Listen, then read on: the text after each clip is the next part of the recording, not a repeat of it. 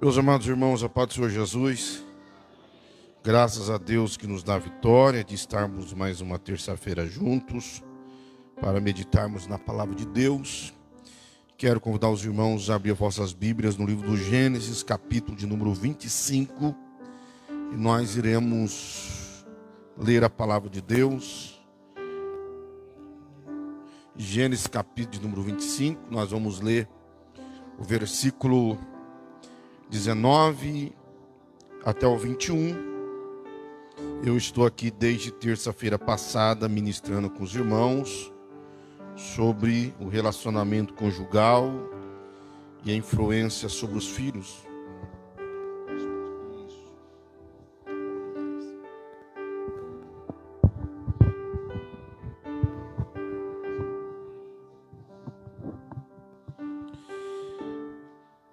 Amém, irmãos?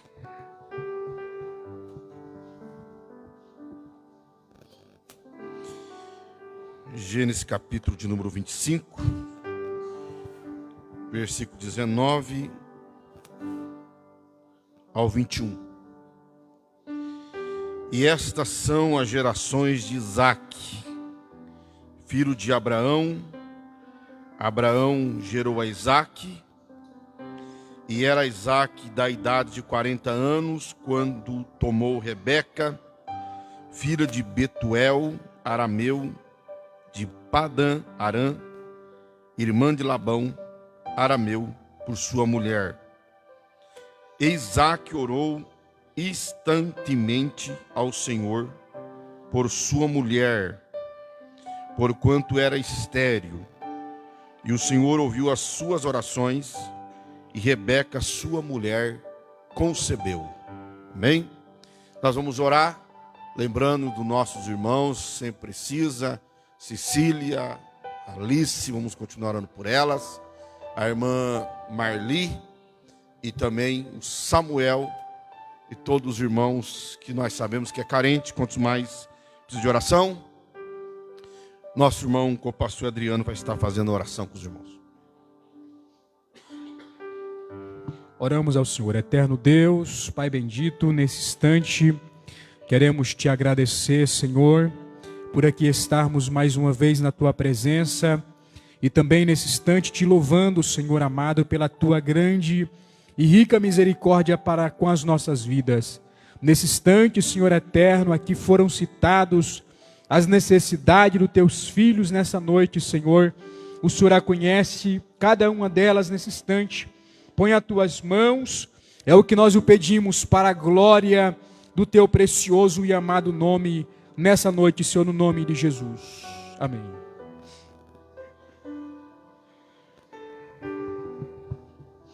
Queridos, na terça-feira passada, nós iniciamos aqui um estudo sobre o relacionamento conjugal e a influência sobre os filhos. E eu falei na terça-feira passada sobre Abraão e Sara, sobre o relacionamento desse casal que foi pautado na obediência. E eu disse aqui que a influência sobre Isaque foi que Isaque tornou um filho obediente e também um crente obediente a Deus. Hoje, então, nós vamos falar sobre o relacionamento conjugal de Isaque e Rebeca e a influência que esse relacionamento teve sobre a vida de Esaú e Jacó, os filhos desse casal.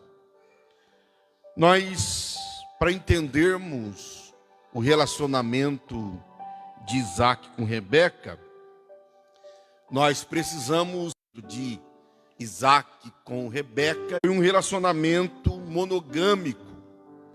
E isso parece ser até algo assustador falar, sendo que é o desejo de Deus, a vontade de Deus, quando Ele estabeleceu o casamento, foi que o casamento fosse monogâmico. Um homem, uma mulher, e juntos criando a sua prole. E parece ser até assustador ter que falar que esse é um fator marcante no relacionamento de Isaque com Rebeca, porque na época em que está inserido esse casal, os relacionamentos eles eram marcados pela poligamia. Um homem tinha várias mulheres, quando não também tinha várias concubinas. Se nós atentarmos para o relacionamento de Abraão e Sara, teve uma concubina no meio do relacionamento, que foi Agar. Os irmãos lembram, eu disse aqui na terça-feira passada, que Agar, que Sara, melhor dizendo, ela pediu para que Abraão deitasse com Agar e dela tivesse um filho, porque Sara era estéril. E essa condição era normal naquela época. Um homem ter várias mulheres, casado com 2, com 3, como ainda é em algumas partes no Oriente Médio, quando o homem ele tem condição de sustentar algumas mulheres, ele pode contrair várias núpcias. Só que o padrão bíblico é que o homem deixará a casa do seu pai e unir-se-á à sua mulher, e ambos serão uma única carne. Então o desejo de Deus, o plano de Deus, o projeto de Deus é o casamento monogâmico. Um homem, a sua mulher e a sua prole. E nós vamos ver que esse é um fator marcante no casamento de Isaac com Rebeca. Isaac, ele amou Rebeca por toda a sua vida. Quando nós lemos capítulo 24 do Gênesis, versículo de número 67, diz que quando ele conheceu Rebeca, Eliezer a trouxe, ele estava vindo do campo, encontrou com ela, e quando encontrou com ela, diz o versículo 67, Isaac trouxe-a para a tenda de sua mãe Sara, que já tinha morrido, e tomou a Rebeca e foi-lhe por mulher e amou-a. Isaac, por todo o tempo em que ele viveu casado com Rebeca, e a separação desse casamento se deu pela morte, em todo o tempo ele amou a Rebeca. Porque o amor nos torna fiéis ao nosso cônjuge. É impossível uma pessoa dizer assim, eu amei, mas eu amo, mas eu traí. Não, quem ama não trai. A Bíblia diz que o amor de Deus nos constrange. O amor de Deus, tudo aquilo que Ele fez por nós, faz com que nós sejamos fiéis a Ele. Nos constrange a ser fiéis a Ele. Quando há o amor no relacionamento, o cônjuge ele é fiel ao seu companheiro, à sua companheira. Ele não procura um relacionamento à parte, nem ele nem ela. É óbvio que é muito mais comum a poligamia em relação ao homem do que em relação à mulher, mas há, tanto em relação ao homem quanto à mulher, uma mulher com vários maridos e um homem com várias mulheres. Existe agora um sistema neste mundo, e a Bíblia diz para nós não nos adaptarmos, não nos conformarmos, nós não tomarmos a forma deste mundo, em que está sendo valorizado e até louvado esse relacionamento chamado aberto. Quando um homem e uma mulher, eles não são um do outro, mas de quem eles quiser, ainda que eles convivem junto. Hoje mesmo, quando eu abri o UOL, todo dia de manhã, após eu acordar, após eu fazer com as minhas obrigações, antes de eu sair para o serviço, enquanto eu estou tomando um cafezinho, eu abro o UOL para ver as notícias. À tarde, da mesma forma, quando eu chego, estava lá a Flora Gil, né? Flora Gil, o nome dela, filha do Gilberto Gil, cantor baiano, que tem um relacionamento aberto com seu marido e louvando isso. E as pessoas aplaudindo isso, como se isto fosse normal, como se isto fosse o ideal para o ser humano. Não, o ideal para o ser humano é aquele padrão marcado por Deus. Um casamento monogâmico. Eu sou de minha mulher e minha mulher pertence a mim. Por isso que é apenas um corpo. Por isso que é apenas um corpo. E Paulo vai dizer que o casado pertence à mulher e a casada pertence ao marido. Esse é o projeto de Deus. O casamento monogâmico. Então o relacionamento de Isaac e Rebeca, numa época em que a maioria dos relacionamentos estava dentro do padrão da poligamia, o casamento, o relacionamento de Isaac e Rebeca foi monogâmico. O segundo fator que marca esse casamento é que foi um casamento marcado pela oração. Interessante que quando Eliezer, ele vai buscar Rebeca, cumprindo a ordem de Abraão, vai até a minha parentela e traz de lá uma esposa para o meu filho. Isaac não estava divertindo. Isaac não estava passeando, procurando alguém. Eu estava ministrando domingo passado, domingo retrasado, melhor dizendo, no encontro de casais, de manhã. Eu estava dizendo sobre a filosofia do latino. O latino é um cantor secular de funk. E ele tem uma música, não é que eu ouço músicas, irmãos. Deixa eu abrir aqui o parênteses. Eu na minha homilia, quanto também nos meus escritos que eu escrevo, eu sempre uso aquilo que o mundo diz lá fora para tornar compreensível para aqueles que estão me lendo ou me ouvindo. Então existem algumas coisas que se destacam na sociedade. E o latino tinha uma música cantada alguns anos atrás que ele dizia que enquanto ele não achava certa, ele saía com as erradas. A filosofia do diabo é esta. Olha, enquanto você não encontra o companheiro ou a companheira do resto da vida, vai saindo com as erradas até encontrar. E Isaac, enquanto Eliezer foi buscar uma esposa para ele, ele estava no campo orando. Tanto que a Bíblia diz que quando Eliezer vem com Rebeca, e Rebeca de longe vê Isaac, ela pergunta para Eliezer: quem é aquele que vem ao nosso encontro? Ele diz: é o meu senhor. Ou seja, é o senhor dele. Eliezer é o seu dono, porque Eliezer era um escravo, era um servo dentro da casa de Abraão. E a Bíblia diz no versículo 63 do capítulo 24: Isaac saíra a orar no campo à tarde. Enquanto Eliezer estava buscando uma companheira, Isaac estava orando. Muitos problemas no relacionamento se dá porque ele não se iniciou debaixo de oração. E ele não apenas orou naquele momento, mas ele passou os anos vindouros orando com a sua esposa. No texto que nós lemos, diz que Isaac casou com Rebeca, ele tinha 40 anos. E ela também era estéril, assim como foi Sara.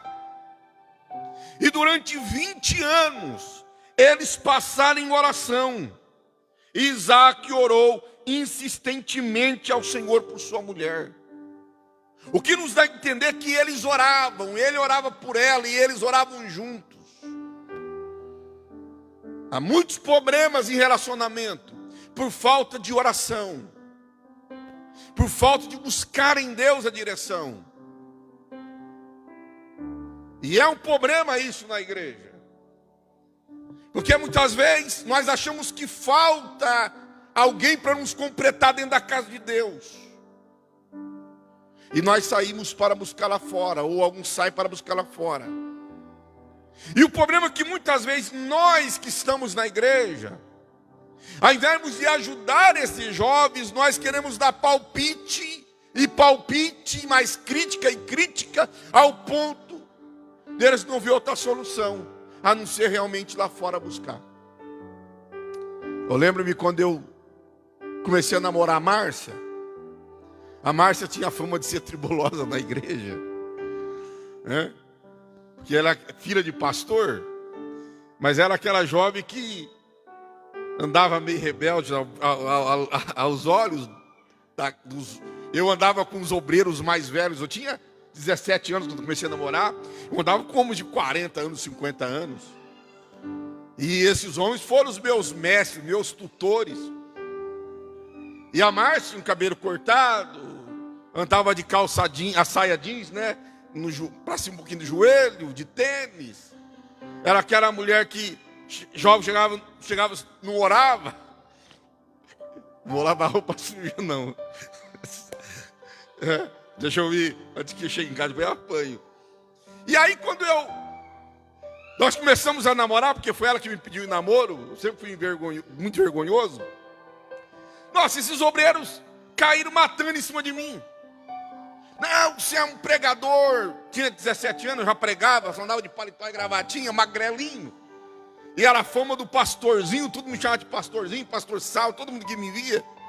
E aí, é tribuloso, tem que casar com uma mulher fulana de tal, da igreja tal. Ela que é crente, é pregadora, ela que é a mulher preparada para você.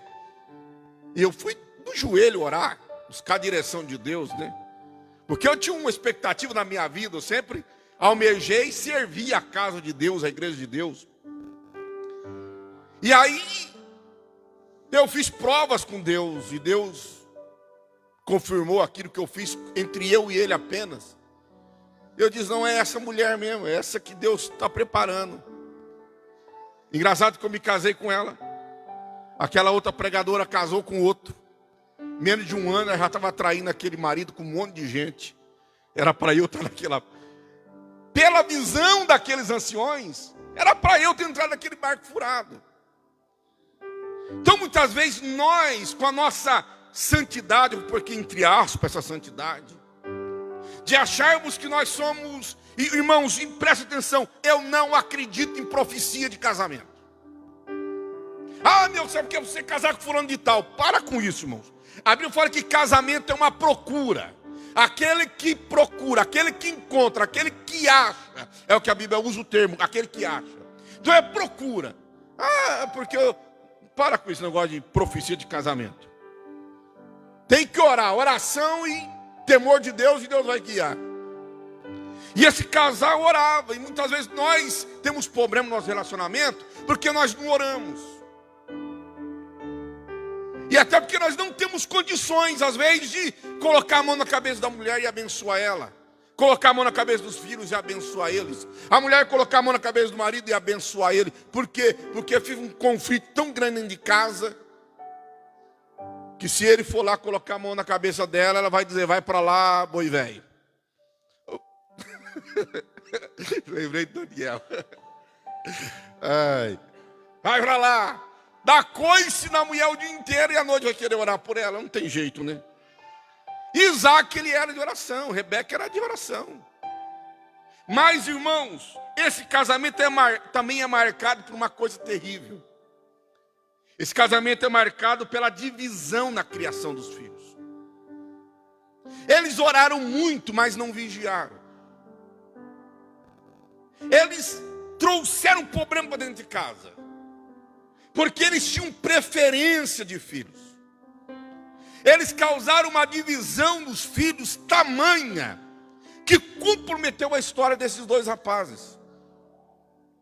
A Bíblia vai dizer que esses meninos começam a crescer. Gênesis capítulo 25, versículo 27 e 28. Diz assim, e cresceram os meninos. E Esaú foi homem perito na caça, homem do campo. Mas Jacó era homem simples, habitando em tendas. Olha agora que a Bíblia diz. E amava Isaque a Esaú, porque a caça era do seu gosto, mas Rebeca amava a Jacó. Um casal de oração que não souberam criar os seus filhos.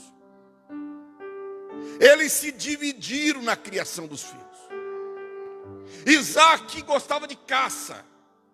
Esaú era homem de caça, era homem do campo, que saía para caçar. E ele trazia aqueles animais que ele caçava e fazia uma comida gostosa. E Isaac era apaixonado pela caça de Esaú. E aí ele ficou do lado de Esaú, amava Esaú e desprezava Jacó. Só que Jacó era o filho que toda mãe quer ter em casa. Era o filho que ficava dentro de casa e ajudava a mãe nas tarefas. Jacó não gostava de ir caçar. Não, Jacó gostava de ficar dentro de casa. Ele gostava de cuidar das suas coisinhas ali. Ele gostava de ficar com a sua mãe, ajudar a sua mãe a fazer as tarefas. E aí Rebeca era apaixonada por Jacó. E os pais alimentaram o conflito dos filhos. Porque os próprios pais começaram a lutar contra o outro. Porque Isaac fazia tudo para agradar Esaú. Rebeca para agradar Jacó. E me parece, talvez não tanto de Isaac, mas de Rebeca, que Rebeca ficava de olho em Isaac para ver o que ele ia fazer com Esaú, para ela poder passar Isaac para trás e colocar Jacó na frente. Olha que desgraça num casamento, quando os dois, o cônjuges, o casal, eles não trabalham para um único propósito, mas eles ficam trabalhando em propósito distinto. Isaac trabalhando em favor de Esaú, Rebeca trabalhando em favor de Jacó. Queridos, essa divisão que muitos pais causam dentro de casa traz maldição para os filhos. A Bíblia diz que um reino dividido não subsiste. Acho que foi terça-feira passada que eu disse isso. Não sei se foi aqui, se foi lá no encontro. Já estou variando a cabeça. A Márcia está querendo marcar um neurologista para mim, porque disse que eu estou terrível. Quando a mulher fala, porque o negócio está feio, né?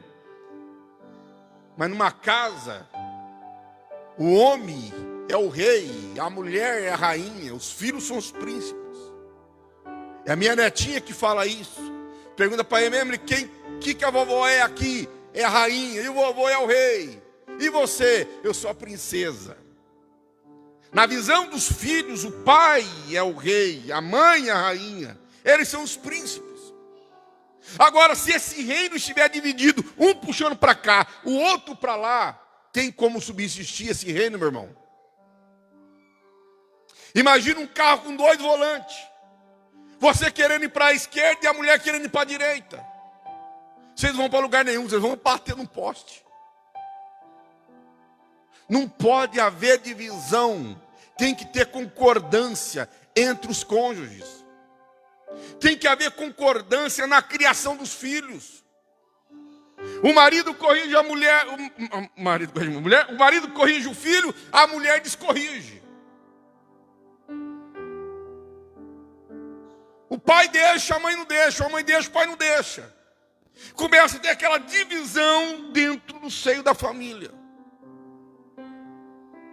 Querido, tem que ter uma única voz, um único pensamento, uma única palavra dentro de casa. E o que não estava tendo na casa de Isaac. Apesar de ele ter sido um filho obediente, um crente obediente, um homem de oração, ele não soube conduzir os seus filhos. Porque houve um momento que, por mais que ele amasse Rebeca, que eles pegaram caminhos distintos. E cada um puxou para um lado. Infelizmente isso tem acontecido muito no meio de nós. Uma mãe que corrige o filho e o pai tira a autoridade dela. O pai que corrige o filho e a mãe tira a autoridade dele. Se é o que eu não gosto, pode bater. Se é o que eu gosto, não toque nele. Um pai que faz tudo para um filho e não faz nada para o outro. Aí aquele começa a olhar para aquele irmão, tendo ele como um adversário. Compra uma roupa para um filho melhor, para outro inferior. Dá um presente para um filho, não dá para o outro. E eles começam a se olhar como adversário. Porque eles começam a se ver dentro de um ringue. Porque só ele está ganhando e eu não. Eu tenho que ganhar aquilo também. E começa uma briga dentro de casa. Os maiores problemas familiares, quando morre um dos patriarcas, ou a matriarca, ou o patriarca da casa, é a briga per herança. E aí, principalmente quando o pai deixa uma coisa melhor para um filho e um pior para o outro. E é aquela briga, aquele negócio terrível. E nós precisamos atentar para isso. Porque a influência sobre nossos filhos será terrível. Quer ver? Nós olhamos o que aconteceu com essa família. A Bíblia diz que Isaac está próximo dos seus dias de morrer. Ele chama Esaú, fala: Esaú, vai lá procurar uma caça, me traz um guisado que eu vou te abençoar, porque eu estou para morrer. Rebeca está ouvindo a conversa. Rebeca corre, fala para Jacó: Jacó, corre lá, pega entre as tuas criação lá, no animal, que eu vou fazer aqui o guisado do teu pai, porque chegou a hora do seu pai abençoar Esaú e a bênção tem que ser sua. Aí ele vai lá, pega, e a mãe faz a comida. O pai abençoa o filho, pensando que é o outro. Abençoa Jacó, pensando que é Esaú. Porque até o disfarce Rebeca preparou para Jacó. Aí o filho vem, Esaú, para receber a bênção, e já não tem mais bênção. E aí você começa a ver realmente tudo o que vai acontecer nesta família. Então, qual foi a influência desse relacionamento, desse ato na vida de Jacó e de Esaú? Primeiro, a maneira deles conviverem causou uma disputa entre os seus filhos. Jacó e Esaú estavam sempre em disputa. Eles disputavam por tudo. Ninguém queria perder nada. Há um momento muito sensível a isso, em Gênesis 25, versículo 29 ao 34, que Esaú está voltando do campo cansado. Ele pede a comida que Jacó tinha feito. E Jacó diz: eu não dou não, eu vendo. Eu vendo. Se você pagar, eu lhe dou a comida. Disputa. Quando os filhos, eles não trabalham em comum acordo. Quando o que é meu não é teu. Sempre deveria ser: o que é meu também é teu. Senta e come. Disputa. Um tentando pegar o outro na fraqueza. Um tentando pegar o outro a contrapé. Não, eu estou cansado, estou com fome. Não, se quer comer, tem que pagar pela comida. Me vende a tua primogenitura. Já viu casas assim? Em que os irmãos, nenhum abre mão em favor do outro, mas eles estão sempre disputando. Um está querendo sempre ser melhor que o outro. Se um compra uma coisa, o outro quer comprar outro melhor. Não por causa da vida, da prosperidade, não apenas para dizer: não, eu sou melhor que você. Por que isso? Por causa da maneira que os pais vivenciaram a criação dos filhos. Essa situação produziu em Jacó uma insensibilidade em relação ao pai. Ele ficou insensível em relação ao seu pai, ao ponto dele chegar diante do seu pai Isaac. Isaac dizia assim: és tu meu filho Esaú? E Jacó falou assim: sim, sou eu. Ele mentiu para o seu próprio pai.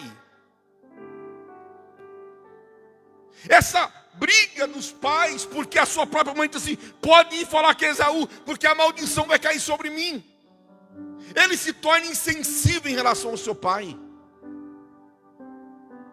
Muitos filhos pouco se importam com o sofrimento do seu pai. Por quê?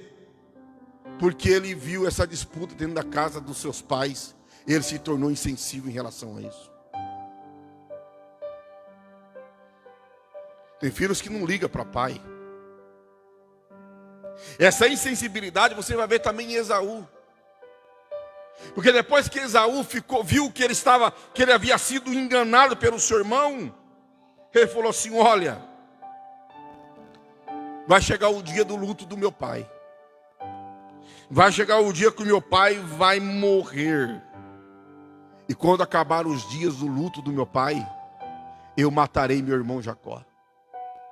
Ele ficou também insensível em relação ao sofrimento de sua mãe.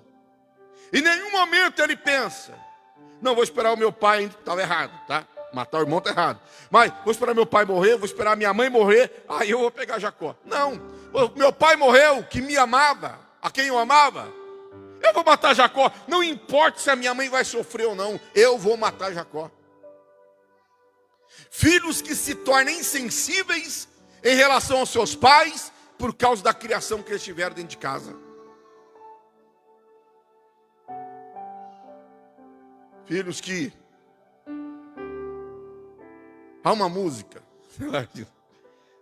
a maioria dos anciões vai conhecer melhor, que parece que fala assim, de um filho que dá um pedaço de couro para o pai e despediu o pai, e aí o neto vê, corre e pede para o vô, parece um pedaço do couro. Aí o pai pergunta por quê. Ele diz: não, porque quando o senhor também tiver velho, eu também vou dar para o senhor. Despediu o senhor, alguma coisa assim, não estou lembrando. Filhos insensíveis por causa da criação que estão tendo dentro de casa. Queridos, entenda uma coisa: você não pode promover disputa entre os seus filhos. Você tratando eles desigual, você está promovendo essa disputa. Você disputando com a tua esposa o terreno, que é melhor, não havendo concordância, o seu filho vendo tudo isso, está criando no coração dele esse sentimento de disputa. Isso vai tornar ele insensível em relação a vocês mais tarde. Então, que o seu filho possa ver a preocupação que você tem pelo bem-estar da sua esposa. Que o filho possa ver a preocupação que a esposa tem pelo bem-estar do seu pai ou do seu marido. E então, os filhos vão crescer sensíveis às necessidades de seus pais. Quando você envelhecer, você não será abandonado. A lei judaica era muito severa com isso. Quando você lê que era Jesus, ele passando, chega um discípulo e diz assim: Senhor, permita-me primeiro enterrar meu pai, para depois eu te seguir. Jesus vai dizer assim: ó, deixa que os mortos enterrem os seus mortos. Talvez você olhe ali e não entende. O pai do rapaz morreu naquele dia? Não. Há 3 interpretações desse texto. Primeiro, o pai realmente morreu naquele dia. E o filho queria enterrar o pai, o que é impossível isso acontecer. Porque se o pai tivesse morrido naquele dia, o filho não estaria perto de Jesus, estaria lá perto do morto. A segunda interpretação é o segundo enterro. Porque o judeu tinha o costume de enterrar o morto, ou sepultar o morto dentro do sepulcro, deixava lá, embalsamava. Depois de 1 ano, eles vinham, pegavam os ossos e colocavam dentro de uma urna, no ossuário. Era o segundo enterro. Talvez esse rapaz está dizendo: espera passar 1 ano, meu pai morreu, eu vou dar a ele um segundo enterro e então vou te seguir. Ou mais provável é que o filho tinha responsabilidade de sepultar o seu pai. Então ele está dizendo: Senhor, espera meu pai morrer. Quando meu pai morrer e eu enterrá-lo, então eu vou seguir a ti. Um filho não poderia abandonar o seu pai enquanto não o enterrasse. A lei judaica, ela produzia uma sensibilidade do filho em relação ao seu pai. Mas isso só é possível se eles olhar para os pais e eles verem o comum acordo entre os pais e não disputa.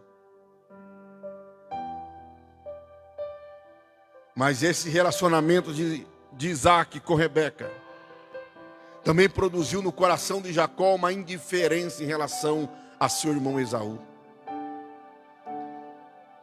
Imagine Esaú chegar no campo cansado, talvez 1 dia, 2 dias, procurando caça, não encontrou nada, chega morrendo de fome. Ele está exausto. Aí ele pede um prato de lentilhas. Se uma pessoa chega na tua casa, na porta da tua casa, e diz assim: eu estou com muita fome, você não me arruma um prato de comida? Você arrumaria o prato de comida para ele ou não? Você daria alguma coisa para ele comer ou não?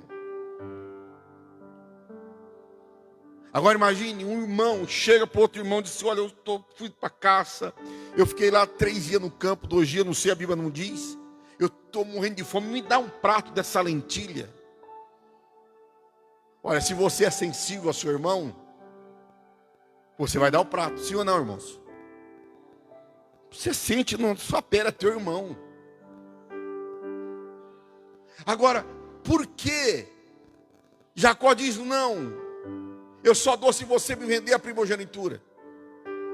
Porque aquela disputa dos seus pais não apenas o tornou insensível em relação ao seu pai, mas o também tornou insensível em relação ao seu irmão. Já viu que tem irmãos que não se reúnem para comer no domingo com seus pais? E se reúne um num canto, outro no canto? E se ele fica sabendo que o teu irmão está passando uma necessidade, em vez de ele ajudar, ele começa a descer a lenha do irmão, dizendo: é porque é preguiçoso, e porque isso, porque aquilo. Insensibilidade. Não sentir o que seu irmão está sentindo. E nós, casais, casados, a maneira de nós nos relacionarmos dentro da nossa casa produz essa insensibilidade no coração de nossos filhos. E essa maneira de conduzir a família de Isaac e Rebeca produziu ódio no coração de Esaú. Esaú diz: eu vou matar o meu irmão. Tem que odiar muito uma pessoa para dizer: eu vou matá-lo. Irmãos que se odeiam. Querido, eu já vi isso quantas vezes no pastorado. De irmãos que se odeiam. Não conseguem conviver juntos. Não conseguem conversar. Porque foram alimentados pelo relacionamento dos seus pais. Eu amo meu pai. Meu pai fazia uma coisa que talvez ele achava que era o certo, mas que provocou por muito tempo um cisma entre nós 5 irmãos. Primeiro, a minha irmã traz no seu coração uma mágoa do meu pai. Porque ela é a mais velha. E meu pai fazia questão, segundo ela, quando ela era pequena, de afirmar que queria homem, não queria mulher. A minha irmã tem 50 anos. 50 anos. Ela está vivendo a adolescência hoje. Hoje. A minha irmã está cada dia mais desfigurada, cada dia mais pintada, mais tatuada.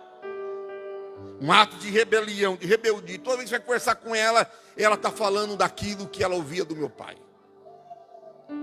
E meu pai pegava nós 4 irmãos e colocava nós para brigarmos um com o outro. Os 2 mais velhos e os 2 menores. E quando nós já estávamos vermelhos, já nervosos, com ira, com ódio, aí ele fazia nós nos apartar e nos abraçar e beijar depois. Talvez ele achava que estava fazendo a coisa certa. Isso aí, em 1985, para muitos isso aí é uma eternidade atrás. Mas nós crescemos afastados um dos outros. Eu não tinha um bom relacionamento com meu irmão, que é mais velho do que eu. Os outros também não tinham. Eu era mais apegado ao meu irmão mais velho, o Edgar. E eu era afastado dos 2. Nós viemos nos aproximar depois que veio a maturidade. Eu já era casado, já tinha filhos, e os filhos nos aproximou. O meu irmão, que é policial, que vem agora sempre aqui na minha casa, Eu me aproximei dele depois que meus filhos nasceram. Porque ele é um tio, né? Um tio avô, e mais velho do que eu, um ano e pouco, 1 ano e 3, 4 meses. E ele até hoje não é casado, e o que ele faz para o sobrinho. E ele amava os filhos e brincava e tal. E foi que eu me aproximei. Porque eu trazia dentro de mim aquele ato de disputa. Minha mãe falava uma coisa, meu pai falava outra coisa. Queridos, quantas famílias dentro da igreja vivem desta forma? Talvez eu estou falando aqui, tem pessoas que estão vivendo isso, cujos filhos não têm comunhão, cujos filhos vivem em guerra, um acusando o pai de ter dado mais para um outro e não ter dado para ele. Normalmente são as mulheres, né, que questionam, porque o pai fez isso para os meninos e não fez isso para nós. E nós somos os causadores disso. Nós somos os causadores. E nós precisamos aprender com esse relacionamento. Que se nós promovermos essa disputa entre os casais, isso vai ser influenciado nos filhos. E os filhos vão viver a mesma coisa que nós estamos semeando no coração deles. Se nós aprendemos com Abraão e Sara a obediência mútua, nós aprendemos com Isaac e Rebeca uma vida monogâmica, uma vida de oração, mas aprendemos também que eles não vigiaram e eles trouxeram disputa para dentro da sua casa. A vida de Jacó só não terminou em morte na mão do seu irmão, porque Deus foi misericordioso. Primeiro porque a mãe fez a cabeça do pai para mandar o filho para longe. E Jacó foi para longe, para a casa de suas parentelas, do seu tio. Quando ele vai ter um encontro com Esaú, antes de ter um encontro com Esaú, ele tem um encontro com Deus no Val de Jaboque. E ele diz: eu vi Deus face a face, e a minha vida foi salva. Quando então ele encontra com Esaú, o coração de Esaú tinha sido aplacado pelo amor de Deus, e ele então não matou Jacó. Quantas famílias estão precisando de um milagre desses, para que os seus filhos não se matem um ao outro? Quantas famílias estão precisando de um milagre desse que teve na vida de Jacó, para que não haja derramamento de sangue dentro de casa? E que Deus tenha misericórdia de nós, para que o nosso relacionamento seja um relacionamento que agrada a Deus e que semeia a boa semente no coração dos nossos filhos. Você pode dizer amém? Eu disse aqui na terça-feira passada que não existe idade para aprender isso. Ah, mas eu já criei meus filhos, tem os netos. E agora, se o teu filho errou, porque aprendeu com o seu erro lá atrás, é hora de você ensiná-lo. Se você chamar ele à realidade e dizer assim: eu errei, mas você não pode errar. Eu semeei isso no coração de vocês, mas vocês não podem semear isso no coração dos seus filhos, para que essa maldição caia por terra e para que a nossa família seja abençoada por Deus. Quantos podem dizer amém? A banda vai louvar a Deus com mais um hino?